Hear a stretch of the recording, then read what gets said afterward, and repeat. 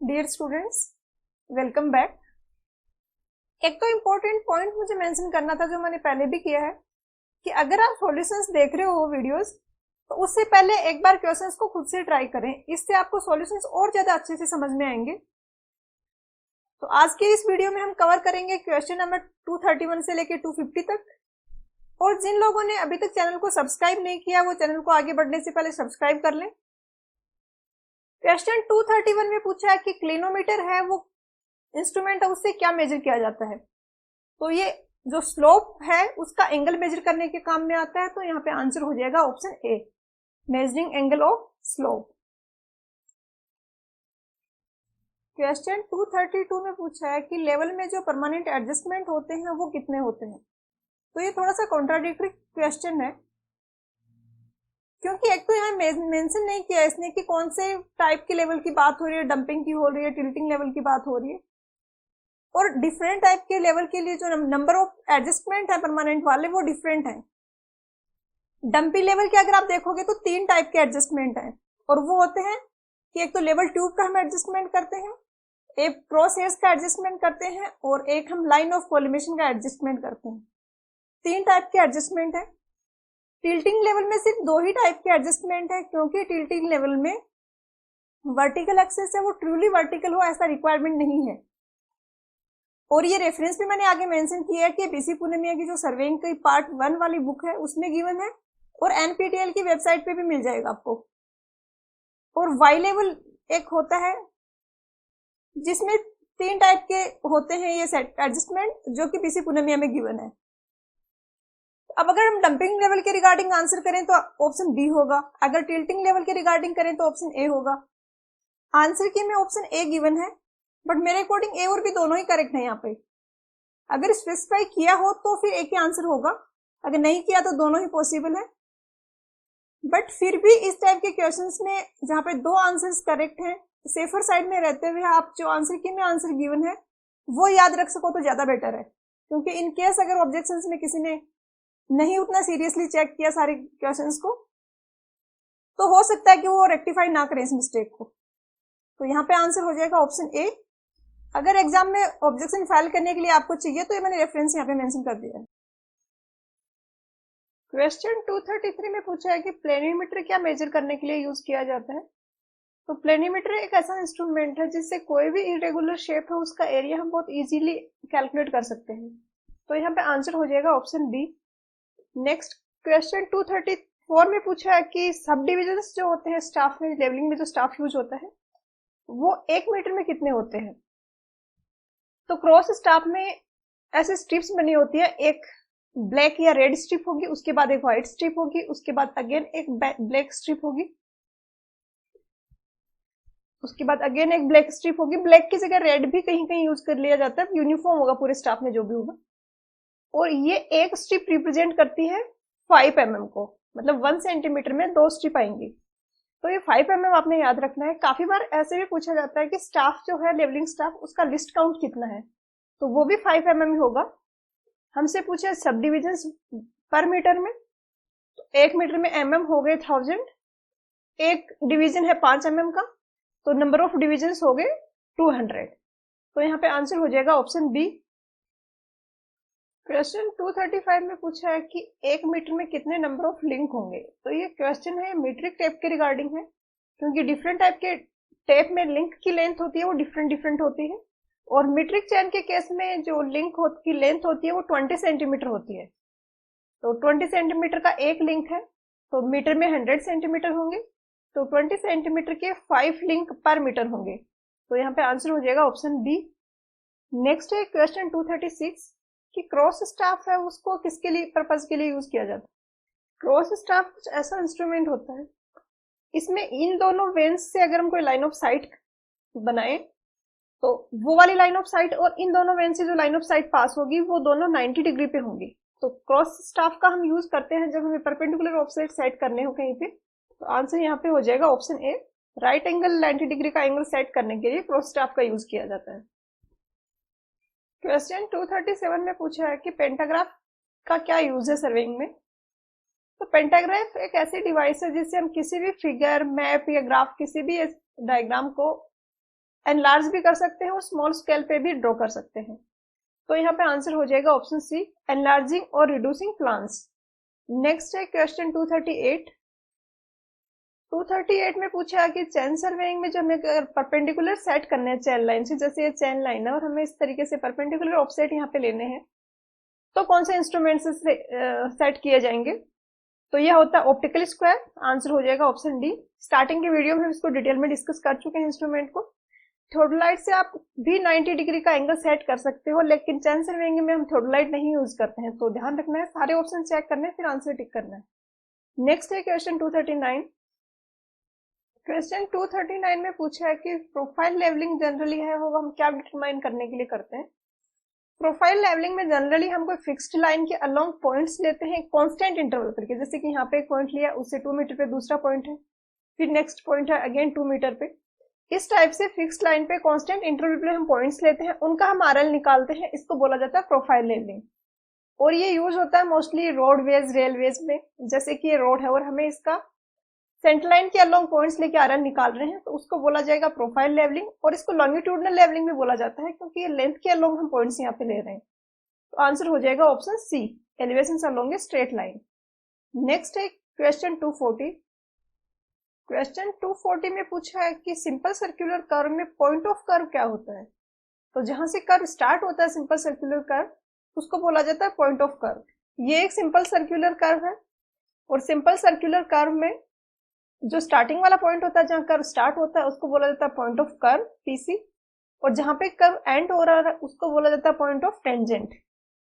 तो क्वेश्चन में ऑप्शंस यहाँ पे given, point of tangency, point of intersection, point of commencement. तो आंसर हो जाएगा option B, point of commencement, जहां कर्व स्टार्ट हो रहा है। नेक्स्ट है क्वेश्चन 241। क्वेश्चन 241 में डिफरेंट स्टेटमेंट्स यहाँ पे गिवन है और करेक्ट स्टेटमेंट को हमें फाइंड करना है। ए में गिवन है कि बॉक्स एक्सटेंट जो होता है वो यूज किया जाता है हॉरिजॉन्टल एंगल्स मेजर करने के लिए। तो बॉक्स एक्सटेंट एक एंगल मेजर करने की डिवाइस, इसको हॉरिजॉन्टल और वर्टिकल दोनों एंगल ही मेजर करने के लिए यूज किया जा सकता है। तो ए सही स्टेटमेंट है। बी में गिवन है कि क्रॉस स्टाफ है, उसको हम राइट एंगल सेट करने के लिए यूज करते हैं, ये भी सही है। सी में बोला है कि ग्रेडियोमीटर जो एक इंस्ट्रूमेंट होता है, उसको कोई भी रिक्वायर्ड ग्रेडियंट है वो सेट करने के लिए यूज किया जाता है। तो इसको कोई भी रिक्वायर्ड ग्रेडियंट है उसको सेट करना या फिर किसी लाइन का ग्रेडियंट मेजर करना, दोनों ही पर्पज से हम यहाँ पे यूज कर सकते हैं। तो ये भी सही है। डी में बोला है कि लाइन रेंजर है वो इंटरमीडिएट स्टेशंस को लोकेट करने के लिए यूज किया जाता है, और इंटरमीडिएट स्टेशंस को लोकेट करने के प्रोसीजर को हम बोलते हैं रेंजिंग। जैसे कि हमारे ये 2 स्टेशंस हैं और ये काफी दूर दूर है, तो हमें बीच में इंटरमीडिएट पॉइंट्स सेट करने हैं और वो हम करते हैं रेंजिंग की हेल्प से। तो लाइन रेंजर ऐसा इंस्ट्रूमेंट है, एक ऑप्टिकल इंस्ट्रूमेंट है जिसकी हेल्प से हम रेंजिंग कर सकते हैं। तो ये भी सही स्टेटमेंट है। और यहाँ पे नाम से ही आपको पता चला, ग्रेडियोमीटर ग्रेडियंट, लाइन रेंजर, रेंजर मतलब रेंजिंग में यूज होता है। तो आंसर हो जाएगा ऑप्शन ई, क्योंकि सारे ही स्टेटमेंट यहाँ पे करेक्ट है। नेक्स्ट है क्वेश्चन 242। क्वेश्चन 242 में पूछा है कि रामस्टेन आईपीस जो होता है वो किससे कंसिस्ट होता है? तो जब हम टेलीस्कोप में ऑब्जेक्टिव लेंस और आईपीस की बात करते हैं, तो ऐसा नहीं है कि आईपीस की जगह हमने सिंपल एक कॉन्वेक्स या कॉनकेव लेंस यूज किया हुआ है। जो टेलीस्कोप में आईपीस की जगह मोस्टली यूज करते हैं वो एक कॉम्बिनेशन होता है 2 प्लेनो कॉन्वेक्स लेंसेज का। प्लेनो कॉन्वेक्स लेंस इसलिए बोल रहे हैं क्योंकि इसकी एक सरफेस है वो प्लेन होती है और दूसरी सरफेस होती है वो कॉन्वेक्स होती है। और इन दोनों लेंसेज को रखा जाता है 2/3 फोकल लेंथ की डिस्टेंस पे। और ये भी काफी बार पूछ लिया जाता है कि कॉन्वेक्स सरफेस है वो किधर की तरफ होगी। तो कॉन्वेक्स सरफेस एक दूसरे की तरफ होती है, प्लेन वाली सरफेस होती है वो आउटवर्ड होती है, और ये आई की पोजीशन होगी, यहाँ से हम रीडिंग मेजर करेंगे। तो देखते हैं हम ऑप्शंस कौन से करेक्ट है इसके रिगार्डिंग। तो आंसर यहाँ पे ऑप्शन डी हो जाएगा कि प्लेनो कॉन्वेक्स लेंस होते हैं और कॉन्वेक्स सरफेस है वो ईच अदर फेसिंग होती है, एक दूसरे की तरफ फेसिंग होती है। नेक्स्ट है 243। क्वेश्चन 243 है मैग्निफिकेशन के रिगार्डिंग। जैसे हम टेलीस्कोप वगैरह यूज करते हैं तो मोस्टली टेलीस्कोप जो भी ऑब्जेक्ट है उसकी एनलार्ज्ड इमेज शो करता है, और इसको मैग्निफाइड इमेज भी बोला जाता है कि वो बड़ी दिखती है हमें। तो ये है मैग्निफिकेशन का मतलब।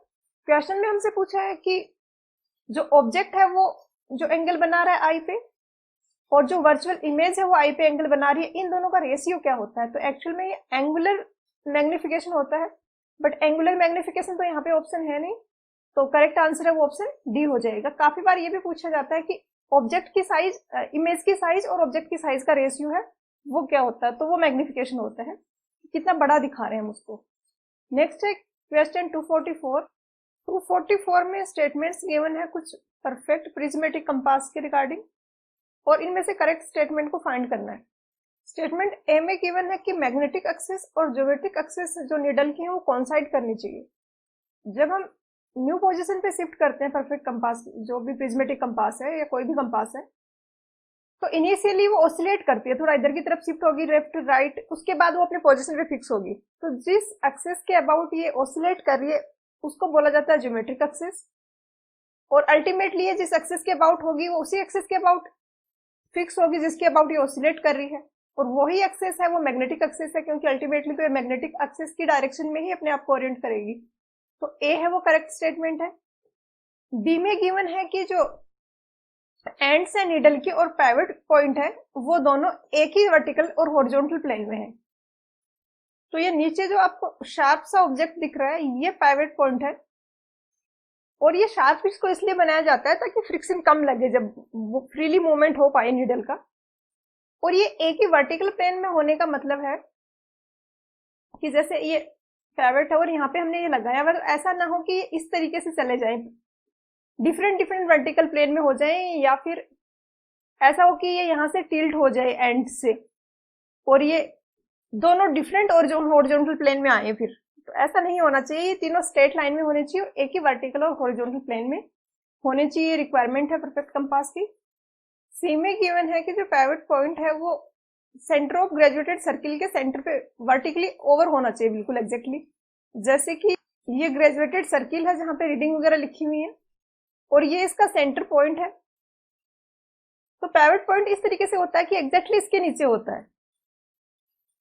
तो सी भी करेक्ट स्टेटमेंट है, और डी में बोला है कि नीडल है वो सेंसिटिव होगी, तो डी भी करेक्ट स्टेटमेंट है। आंसर ऑप्शन ई हो जाएगा कि सारे स्टेटमेंट यहाँ पे करेक्ट है। क्वेश्चन 245 काफी अच्छा और कंसेप्चुअल क्वेश्चन है। यहाँ पे गिवन है कि कोई बेस लाइन है ए बी, और कोई थर्ड पॉइंट है जो कि किसी हिल पे है, हम वहां से ए और बी के एंगल मेजर कर रहे हैं, हॉरिजॉन्टल एंगल, तो वो एंगल आ रहे हैं अल्फा और बीटा। और जो ए से हम हिल पे जो पॉइंट है, फॉर एग्जांपल जो हिल टॉप वाला पॉइंट है उसको सी से डिनोट कर रहे हैं। ए से जब हम सी का एंगल ऑफ एलिवेशन ले रहे हैं तो वो आ रहा है थीटा डिग्री। तो हमसे यहाँ पे पूछा है कि जो ट्यूनियन एक्सिस है, जो हॉरिजॉन्टल एक्सिस है थोडोलाइट की, उससे कितनी हाइट होगी हिल टॉप की। तो काफी अच्छा क्वेश्चन है, और जस्ट ट्रिग्नोमेट्री के कंसेप्ट यहाँ पे लगेंगे। ये इस टाइप से यहाँ पे कुछ पॉइंट्स लोकेटेड हैं कि ये तो ए पॉइंट है जो कि नीचे है, और सी पॉइंट है वो हिल टॉप पे। तो जैसे ये हिल टॉप है, जब हम ए से सी का एंगल मेजर कर रहे हैं तो ये एंगल आ रहा है थीटा, एंगल ऑफ एलिवेशन। हमसे पूछा गया ये वाली डिस्टेंस थीटा, हमें पता है अगर हम ए और सी के बीच की हॉरिजॉन्टल डिस्टेंस कैलकुलेट कर ले तो हम ये वर्टिकल डिस्टेंस भी कैलकुलेट कर सकते हैं। और हॉरिजॉन्टल डिस्टेंस मेजर करने के लिए हमारे पास बेस लाइन के लिए एंगल्स गिवन है, तो इससे पहले हम हॉरिजॉन्टल डिस्टेंस मेजर करेंगे, और जब हम हॉरिजॉन्टल डिस्टेंस मेजर करेंगे तो हम प्लान पे फोकस करेंगे। प्लान जो टॉप व्यू है उसके अकॉर्डिंग हम कैलकुलेशंस वगैरह करेंगे। इस तरीके से ए बी और सी लोकेटेड है, और हमें पता है कि ये एंगल अल्फा है, ये बीटा है, और ये वाला एंगल हो जाएगा पाई माइनस अल्फा प्लस बीटा। ये वाली साइड हमें पता होगी क्योंकि बेस लाइन जो है उसकी लेंथ हम हमेशा मेजर कर लेते हैं। तो ए बी अपॉन इसके सामने का angle sine pi alpha plus beta, फिर ए सी, जो हम ए सी यहाँ पे इसलिए ले रहे हैं क्योंकि हमें ए सी कैलकुलेट करना है, ए सी अपॉन ए सी के सामने का जो एंगल है साइन बीटा, और यहां से ए सी का फॉर्मूला आ जाएगा A B sine beta upon sine pi minus alpha plus beta. अब अगर हम फ्रंट व्यू देखें, एलिवेशन देखें सामने से, तो इस तरीके से ए है वो ग्राउंड पे है और सी पॉइंट है वो किसी हिल टॉप पे है, और ये वाला जो एंगल है वो थीटा है। इस एंगल के लिए अगर हम टेन थीटा लिखें तो टेन थीटा इक्वल हो जाएगा सी वाला जो पॉइंट है उसका ए के लेवल पे जो प्रोजेक्शन है उसको मैं सी डैश से डिनोट कर रही हूँ। सी हिल टॉप पे पॉइंट है, उसी पॉइंट का अगर ए से जो हॉरिजॉन्टल प्लेन पास हो रहा है उस पर प्रोजेक्शन ले, उसको सी डैश से डिनोट किया है, तो ये हो जाएगा सी डैश अपॉन ए सी। सी डैश ही ट्रियोनियन एक्सिस से सी पॉइंट की हाइट होगी, तो ये इक्वल हो जाएगा टेन थीटा इंटू ए सी, और ए सी हमने पहले कैलकुलेट किया हुआ है, तो ए सी की हम यहाँ पे जस्ट वैल्यू रख देंगे टेन थीटा, तो ये A B sine beta upon sine pi minus alpha plus beta. हमसे जो पूछा है वो ट्रियोनियन एक्सिस जो कि ये वाली एक्सिस है और उससे और हिल टॉप के बीच की डिस्टेंस पूछी है, तो ये सी डैश होगा।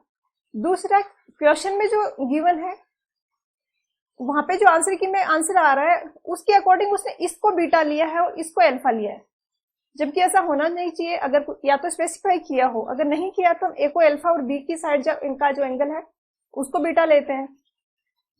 तो यहाँ पे आंसर की में आंसर मैच नहीं करेगा, हमारा आंसर वो डिफरेंट आ रहा है और यही आंसर करेक्ट होगा। आंसर की वाला आंसर इस वाले केस में करेक्ट होगा, जो कि हम नहीं लेंगे अगर कुछ स्पेसिफाई नहीं किया है तो ये गिवन है ऑप्शन ए में, तो आंसर हो जाएगा ऑप्शन ए। आंसर की में जो डी गिवन है यहाँ पे अल्फा आ रहा है, लेकिन अल्फा तब आएगा जब हमें जो बी की साइड वाला एंगल है उसको अल्फा लेंगे। नेक्स्ट है क्वेश्चन 246। नेक्स्ट क्वेश्चन है 246। यहाँ पे दो लाइन्स हैं जिनकी बीरिंग हमें गिवन है और डिफ्लेक्शन एंगल यहाँ पे हमें निकालना है। एक तो इस टाइप के क्वेश्चंस जहाँ पे की बीरिंग गिवन हो पहले से ही, यहाँ पे हमेशा पहले ये नॉर्थ साउथ वाला ये जो मार्क कर लें लाइन्स, उसके बाद लाइन ड्रॉ करें। जैसे हमने मार्क कर लिया, अब बीरिंग है वो 52 डिग्री है तो फर्स्ट क्वाड्रेंट में होगा, तो कुछ इस तरीके से होगा। ये आ गई लाइन ए बी। इसी तरीके से लाइन बी सी की बीरिंग है 34 डिग्री 30, तो इसका जो एंगल होगा वो कुछ कम होगा, तो ये इधर की तरफ कुछ ऐसे डिफ्लेक्ट होगी। क्वेश्चन में हमसे डिफ्लेक्शन एंगल पूछा है, तो डिफ्लेक्शन एंगल निकालते हैं। पहले वाली जो ओरिजिनल इसकी जो डायरेक्शन थी उससे कितना डिग्री से चेंज हुई, तो ओरिजिनल तो इसकी डायरेक्शन ये थी और अभी ये जो बीसी है उसकी डायरेक्शन होगी ये, तो ये वाला एंगल हमें निकालना है। ये एंगल हमें पता है 34 डिग्री 30 सेकेंड। ये वाला एंगल हमें पता है, ये है 52 डिग्री 45 मिनट। तो ये टोटल एंगल जो होगा नॉर्थ से लेके, ये टोटल एंगल जो होगा ये होगा सेम जो ये 52 डिग्री 45 है, तो 52 डिग्री 45 मिनट में से हम ये 34 डिग्री 30 घटा देंगे, तो ये आ जाएगा 18 डिग्री 15 मिनट। और जब डिफ्लेक्शन की बात होती है हम नॉर्थ या ईस्ट वेस्ट नहीं, हम लेफ्ट और राइट की बात करते हैं। तो अगर हम इस डायरेक्शन में हैं, जो कि डायरेक्शन पहले ए बी की थी, इस डायरेक्शन में देखें तो ये लेफ्ट होगा, ये राइट होगा, और हमारी लाइन डिफ्लेक्ट हुई है लेफ्ट की तरफ, तो यहाँ पे आंसर हो जाएगा option E 18 degree 15 minute left. Next है क्वेश्चन 247। क्वेश्चन 247 में दो लाइन्स है ओ ए और ओ बी और इनकी बीरिंग हमें गिवन है। तो ये नॉर्थ साउथ वाली लाइन मार्क करके हम जब इनको प्लॉट करेंगे तो ये आएगी फर्स्ट क्वाड्रेंट में ओ ए, और ये वाला एंगल है ये 16 डिग्री 10 सेकेंड है।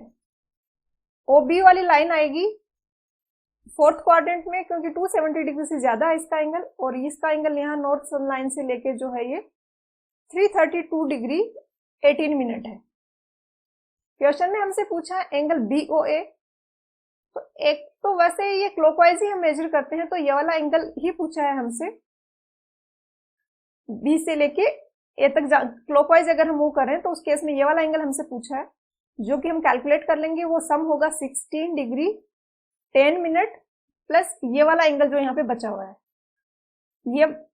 ये वाला एंगल हो जाएगा 360 डिग्री माइनस 32 डिग्री 18 मिनट, और इसको अगर हम कैलकुलेट करेंगे तो ये आ जाएगा ऑप्शन डी 43 डिग्री 52 मिनट।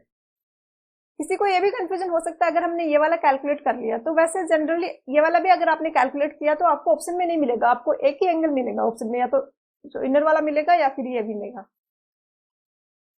ये कुछ अगर आप ये वाला मेजर करोगे तो ये कुछ इसके जैसी वैल्यू आएगी, बट वो 8 सेकेंड कुछ आएगा आई थिंक, तो आंसर ऑप्शन डी हो जाएगा। नेक्स्ट है क्वेश्चन 248। क्वेश्चन 248 में यहाँ पे हमें ए बी लाइन की बीरिंग गिवन है और angle A B C given है। तो जो भी इंफॉर्मेशन गिवन है सबसे पहले हम उसको प्लॉट करेंगे। ए बी की बीरिंग है 152 डिग्री 30 मिनट, तो ये आएगा सेकंड क्वाड्रेंट में। और ये वाला एंगल अगर 152 डिग्री 30 मिनट है तो ये जो रिमेनिंग एंगल है ये हो जाएगा 180 में से डिडक्ट करेंगे तो ये आएगा 27 डिग्री 30 मिनट। इसके बाद हम बी सी कौन से क्वाड्रेंट में मार्क करें, उसके लिए हमें ये कैलकुलेट करना पड़ेगा कि ये वाला एंगल तो है 27 डिग्री 30 मिनट। अगर फर्स्ट क्वाड्रेंट में होगा तो इसकी मैक्सिमम वैल्यू पॉसिबल है वो दिस प्लस 90 पॉसिबल है, 117 डिग्री 30 मिनट पॉसिबल है। बट एंगल तो इससे भी ज्यादा है, मतलब उससे भी अगले वाले क्वाड्रेंट में है, तो बीसी जो है वो नेक्स्ट वाले क्वाड्रेंट में आएगा। तो ऐसे कुछ बीसी है यहाँ पे, ये बीसी वाली लाइन है। हमसे बीरिंग पूछी है बीसी लाइन की, तो सबसे पहले तो ये वाला एंगल 27 डिग्री 30 मिनट है। ये रिमेनिंग एंगल हम कैलकुलेट कर सकते हैं और यही बीरिंग हो जाएगी। टोटल एंगल था 124 डिग्री 28 मिनट, उसमें से अगर हम ये वाला एंगल जो थीटा है 27 डिग्री 30 मिनट जो कि इक्वल होगा इस वाले एंगल के, और ये वाला एंगल हमने कैलकुलेट कर लिया है, ये डिडक्ट करेंगे तो ये एंगल आएगा 96 डिग्री 58 मिनट। तो यहाँ पे आंसर हो जाएगा वो ऑप्शन बी हो जाएगा। ये वाला जो एंगल है ये बीरिंग होगा और ये इतना हो जाएगा। नेक्स्ट है क्वेश्चन 248, काफी आसान है। 249 में जो बीरिंग है एंगल की लाइन की वो 290 डिग्री है और होल सर्किल बीरिंग है, तो ये फोर्थ क्वाड्रेंट में आएगा क्योंकि 270 डिग्री से ज्यादा है बीरिंग। और ये वाला एंगल हमें पता है 290 डिग्री है। टोटली ये एंगल होता है 360 डिग्री, तो रिमेनिंग एंगल हो जाएगा 70 डिग्री। और ये नॉर्थ है, ये साउथ है, ये ईस्ट है, ये वेस्ट है। क्वाड्रेटल बीरिंग हम इसकी या रिड्यूस्ड बीरिंग हम इसकी लिखेंगे तो यह हो जाएगी एन 70 डिग्री वेस्ट। तो यहाँ पे आंसर हो जाएगा ऑप्शन सी। नेक्स्ट है क्वेश्चन 250 जो कि लास्ट क्वेश्चन है। इसमें पूछा गया कि बेरिंग ऑफ लाइन जो है वो कौन से नाम से हम उसको जानते हैं, तो इसका आंसर ऑप्शन ए होगा मैग्नेटिक बेरिंग। जो ट्रू बेरिंग है उसको अजमिथ भी बोला जाता है और मैग्नेटिक बेरिंग है उसको सिंपली बेरिंग भी बोल दिया जाता है। आंसर हो जाएगा ऑप्शन ए। आंसर के में आंसर गिवन है वो ऑप्शन बी है। तो आपको रेफरेंस की रिक्वायरमेंट होगी अगर ये क्वेश्चन एग्जाम में आता है तो रेफरेंस के लिए ये कोई गवर्नमेंट की वेबसाइट है, ऑनलाइन कोर्सेज कराते हैं गवर्नमेंट, तो उनकी ये वेबसाइट है जहाँ पे ये सिलेबस वगैरह और नोट्स वगैरह सारा थ्योरेटिकल जो भी चीजें हैं वो गिवन है। यहाँ पे इसने क्लियरली मेंशन किया है कि मैग्नेटिक बीरिंग है उसको हम सिंपली बीरिंग भी बोल देते हैं, और जो ट्रू बीरिंग है it is also known as azimuth. तो वैसे तो ये भी आप रेफरेंस में यूज कर सकते हो, गवर्नमेंट की ऑथोराइज्ड वेबसाइट है तो कोई इश्यू नहीं है। बट इन केस आप लोगों के पास डिफरेंट बुक्स होंगी, तो अगर किसी के पास ऐसी बुक है जहां पे भी ये सेम चीज गिवन है तो आप नीचे कमेंट करके बता देंगे किस बुक में कौन से पेज नंबर पे इन्फॉर्मेशन गिवन है, तो मैं उसको भी कमेंट को पिन कर दूंगी ताकि एग्जाम में बाकी स्टूडेंट्स को भी ऑब्जेक्शन फाइल करने में इजी रहे थोड़ा। आज के लेक्चर वीडियो को यहीं पे एंड करते हैं, मिलते हैं नेक्स्ट वीडियो में। पढ़ाई करते रहिए, ऑल द वेरी बेस्ट।